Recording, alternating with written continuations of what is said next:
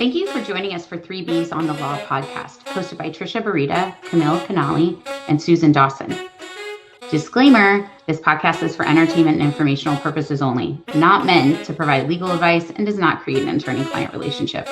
Also remember, laws change or they differ by jurisdiction, so this is not a substitute for seeking legal counsel in your jurisdiction on the current law applicable to you.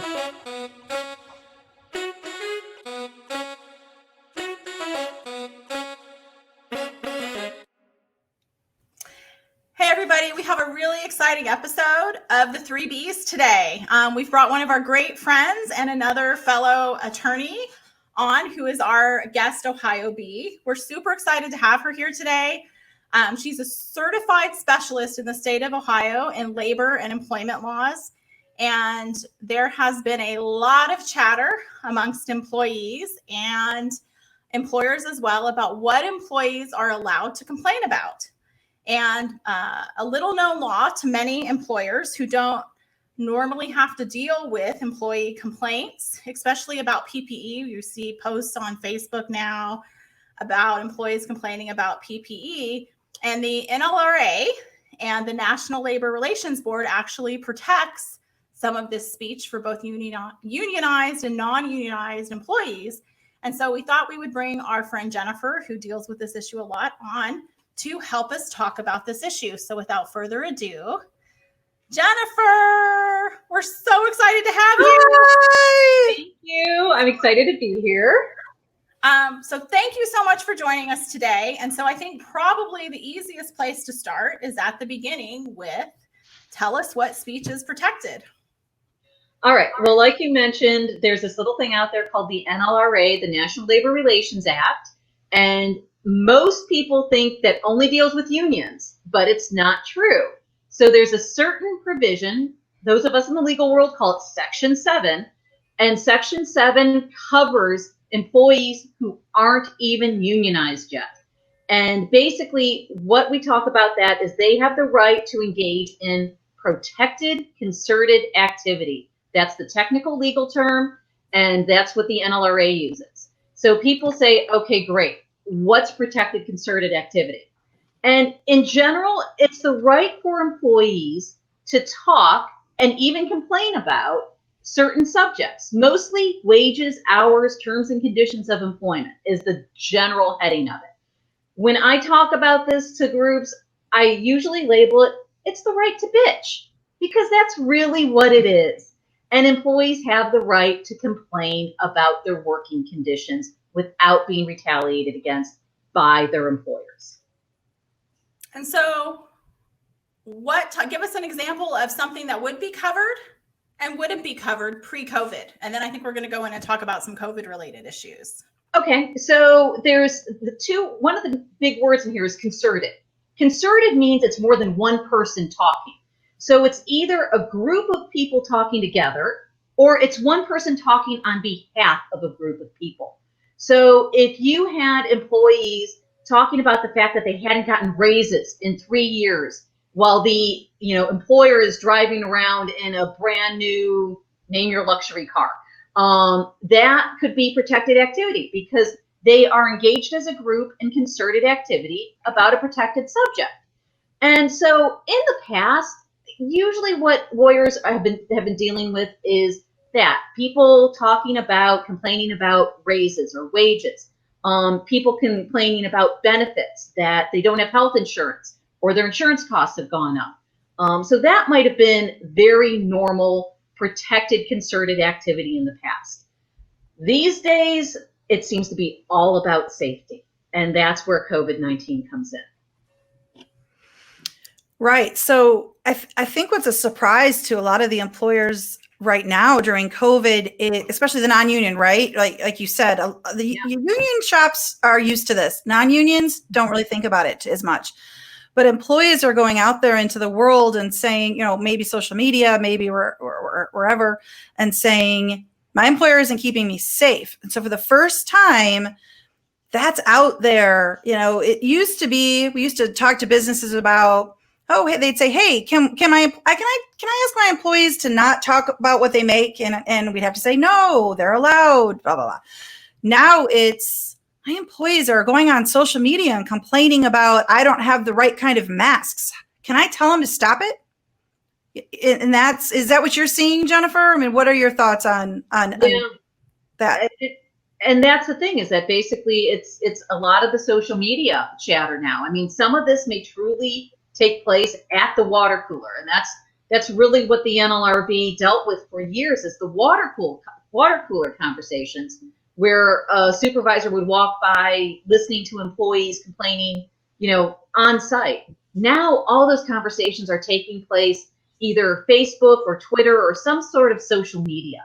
And that's exactly what we're hearing is, complaints about face masks, whether the employer is providing them or not, or whether they're the right kind of face masks, or anything else, any other types of enforcement of the rules that states or localities are putting down and employers may not be enforcing. Yeah, even if the employer doesn't agree with it, right? I mean, so, an employee can still complain as long as they have a reasonable belief. I mean, there's a reasonability element here, obviously, and it can't be like you've been saying, it gives the employee an opportunity to bitch. It can't be just anything, right? They can't just go online and go, I am so sick of the color of the walls in my office. Right. I mean, I guess they could if they had it, but it's a bad example. But you know what I'm saying, right? I think they could do that, Susan. Yeah, I think they could. You're right. Okay. Okay, Susan, try to think of a better example. Trisha, you think of a better example. So it's interesting that you guys call us that you're referencing is, the water cooler thing. Actually, when some employers are so foreign to this whole National Labor Relations Act, National Labor Relations Board in Texas with being a right to work state. We just don't have as many unions as some other states. And so when I'm explaining it and when we have that conversation that they can't restrict the employees from telling each other what the other one pays, I mean, it's a shock. Okay. And so then we got to get over that and talk about how they can also talk bad about their boss online. And that's another shock. So as I'm going through that, I try to explain it, not in the water cooler sense, but actually reference it as like, when the employees went to happy hour after work and they were at the bar and they were talking all bad about you. I was like, it's like that, but it's online and you can now see it. And they're like, oh, and then I'm not sure any of that makes anybody feel better, but for me, like, I just think that, I mean, talking bad about the boss, kind of getting into these tricky situations with the COVID-19, you almost want to know what they're saying about the safety issues though, just because, if there's something that could be fixed by the employer, rather find out now, right, where you could maybe still make an adjustment, handle those issues, avoid some type of, whistleblower action or something related to safety and kind of make that adjustment. I don't know. So Jennifer, let me ask this. Does there have to be truth to what an employee complains about online? So for example, if an employee complains that no masks are provided and the employer's like, look, I've got the N95s out here available. What's your take on that issue? Well, for me, I think it's going to make a difference if the complaint is made in good faith or not. If the employee is willfully and knowingly lying and spreading falsehoods on social media, telling public people falsehoods about the employer, that puts the employer in a bad light, that may not be protected. So, but you'd have to prove that they knew that it was false information. So if it's simply a matter of interpretation, the employee gets a paper surgical mask and they're saying these aren't the right masks. Well, maybe they technically are, but if the employee, legitimately believes they're not or feels unsafe with anything less than an N95, that probably would be protected speech. But again, it's got to be concerted. It can't just be that employee putting it out there. Even on social media, there's got to be a discussion involving other employees, or that employee has to be speaking on behalf of the group. So it just can't be one employee basically standing on a soapbox out in the middle of an empty field. That's not protected concerted activity because nobody's involved. So if there's no discussion going on with that comment, you could have an argument that it's not protected concerted activity.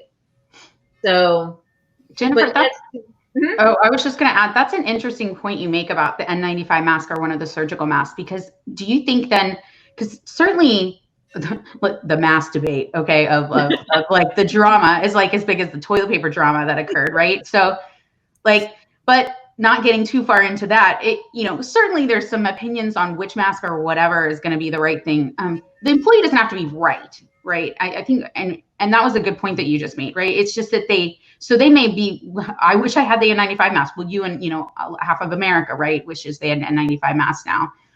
But that still may be protected, even though it may not be the employer's duty to have an N95 mask. Is that kind of what you're saying? Right. I think if it's a complaint made in good faith is really what you're looking at. So yeah, the employee could be wrong, but it could still be protected activity. And that's, I think, where an employer really has to be very careful about things. One thing that I just want to throw out there, though, is the NLRB has ruled in the past that certain things are not protected, and that includes harassing, discriminatory comments, vulgar, profane comments to a certain degree. So somebody could be complaining about masks, for example, but throwing in a lot of words I'm not going to say here, and it could take it out of being protected activity. So you need to look at a lot of factors. I say all the time, this is one of those minefield categories. I don't think any employer should be trying to make this decision on their own because the rules are constantly changing. This is one time where I really, really want businesses to pick up the phone and call their employment counsel and ask before they do anything. Right. Yeah. What kind of recommendations do you make for an employer who's dealing with a vindictive employee who it's felt goes a little bit too far? God, that's so case by case. But really, first thing, pick up the phone, call your attorney. Just because you're mad at the employee because they're mad at you, that's the worst time to be making any decisions. Try and not take it personally, even if they're attacking you personally. You really have to take a step back. That's part of being the boss, to be quite honest. You're going to get attacked sometimes. Not everybody's going to like you. As they say on reality shows, we're not here to make friends, right? So, you got to take yourself out of it personally. And then look to see, is there some validity to what's being said? Whether or not you can do anything about it. Employees haven't had a raise for 3 years. Might be true. They might have a right to be angry about it. But maybe you still don't have the ability to do anything about it. And again, going back to COVID-19, masks, protective equipment, people working close together. Some of that, maybe the employer has the ability to change, maybe they don't. But I think you need to take any employee complaint seriously to a certain degree. Well, that's an important point. What we're talking about here is not taking retaliatory action because of statements being made. Not necessarily that because an employee makes a complaint, you have to fix it. Right. So there's a big difference. What we're saying is employee goes online, goes on social media, wherever it is that they're complaining and posts some concern about safety in the workplace. Another employee gets on and goes, yeah, I agree. And there's some debate, some discussion that's going on Facebook. Well, employers have options of what to do. They can go to work the next day, talk to, they can not call out the employees because, we don't want to take any adverse actions here, but we can put together statements. We can talk to employees. We can talk about safety. We can call a safety meeting. I don't know if you guys have any other ideas of what employers can do. I mean, they might not want to make a public statement. Maybe they do want to make a public statement. But what we're saying here is don't take any action against them. And just like discrimination, be careful, right? Because anything can be adverse action. If last night they're on social media talking together about how they don't like the masks, the next day, don't take two coworkers who always work together on the line together and put them in two separate places. That could be an adverse action, right? That could be retaliation. So what do you guys think are some other things that, employers should, when this is happening, that they should think about? What can they do? Any discussions you've had with businesses? Or what are you doing in your own business? I would think it's not just taking adverse action, but don't threaten adverse action. Don't come out and say, hey, so people have been complaining on Facebook about all this, and if you guys keep on doing this, you're going to get us shut down, Right. Or we're going to have to close our doors if the health department shows up, or something like that. You can't make threats like that. And that's something that I could easily see, especially small businesses without a good HR presence. I could see them doing that. I think the small businesses, the ones without a really good HR department, a trained, educated HR person, they're the ones at the biggest risk here, because they'll just go out and start talking and not realizing what's going on. So, but I think threats of action are going to get you in just as much trouble. And also, chances are, if you do that, somebody's going to be recording it, and it's going to be the next thing that shows up on this. Nowadays, right, with all the cameras, yeah. So what maybe, do you think, Jennifer, about just pulling the employee who made the comment or the post aside and having a conversation with them about what they would like to see done or remedied, and explaining to them the actions that you've taken that maybe they didn't understand that led to the comment? I think that's a great idea, but I would never do it one-on-one. I'd always want somebody else in the room in case that employee then claims that they were threatened or something happened in that discussion. So I'd want to be very careful about it. Have that person's supervisor or manager along with, whoever it is, the operations manager or the HR person or whoever's having that discussion. But I'd always want at least a second person, and document it. Basically say, we discussed this with the employee, and here's what we talked about, and here's how we explained the situation, and we understood her concerns, but we let her know, no, we are doing things appropriately, and please come to us with any other problems. But at the same time, I would issue something, company-wide, a simple statement, a simple memo saying, hey, I know you have some concerns about this. We've heard concerns about this. Here's a little FAQ, or something like that. yeah, I like that idea. I like that, Jennifer. And that's interesting. I was going to ask you that as well. If you thought that, so rather than to avoid the whole, appearance of threats or anything in that realm, to totally flip it and be positive and be like open door policy, even further than that, with these town hall meetings and things that we're seeing employers do, where you're just saying, you got an issue, we're here to listen to what it is. We may not be able to fix it all right now, but the employer's got some sort of positivity about it. What do you think about that? Oh God, yeah. You've got to stay positive on this stuff, because otherwise the employee is going to feel threatened, first of all. And they're also never going to believe you, no matter how much you try and say, we're doing the right thing. You got to stay as positive as you can. And I know that sounds a little Pollyannish here, but it's true. You got to keep the positive going and always be open to employees, but especially now. I mean, this whole FOC, fear of COVID, you got to take it for what it is. It's real. It's out there. Some people are going to take advantage of it, sure, but there's a lot of legitimate fear out there that has to be acknowledged and dealt with. I like that FOC. I don't think I've heard that one before. Oh, really? Yeah, I don't know why, but yeah. I'll take credit for it. Go copyright it really quick. Right.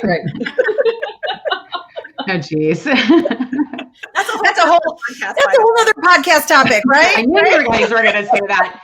Every time they bring up some random, they're like, that's a whole nother podcast. We'll be doing that later.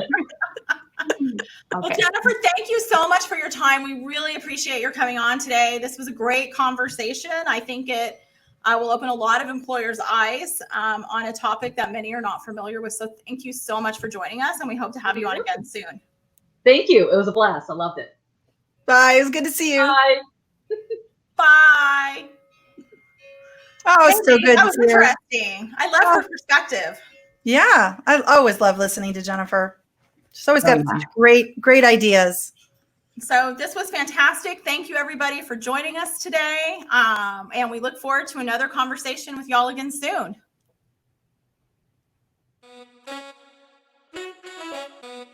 Thank you for joining us on today's podcast of 3Bs on the Law. Don't forget to like and subscribe to our podcast. We also welcome any comments. If you'd like to get in touch with us or suggest a future topic, you can email us at 3THREEBeesonthelaw@gmail.com. And because we're lawyers, we need to remind you that this podcast is not meant to provide you with legal advice and does not create an attorney-client relationship. Thank you again for joining us, and have a great day.